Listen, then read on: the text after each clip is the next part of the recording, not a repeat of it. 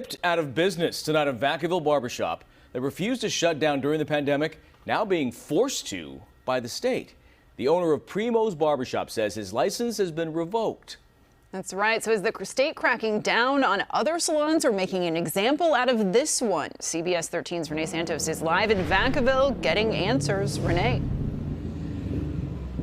Right now, the shop remains open under its current owner, but not for long. He now has 3 weeks to send the State Board of Barbering and Cosmetology his licenses, which he has no intentions of doing.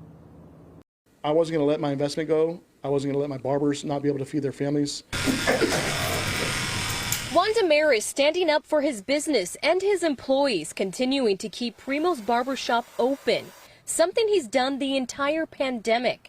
Even now, after receiving a letter from the Board of Barbering and Cosmetology telling him he has to give up his licenses and pay more than $21,000. The move coming after an initial suspension order. I don't know how the suspension turned into revocation, but it did. So are there other violations contributing to the revocation? It's not clear, but according to public records, last May the shop was served a cease and desist order, and in July the board sent a letter about operating in defiance, alleging customers and employees inside the shop were not wearing face coverings or social distancing. We're getting answers from the State Board of Barbering and Cosmetology on just how many licensed businesses have been in trouble.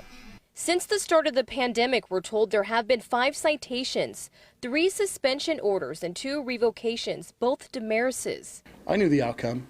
I'm not surprised. Alejandro Alonso says he sympathizes with the small businesses that have been fighting to stay open. Primos and all, barbershops, all these are small businesses that, it hurts.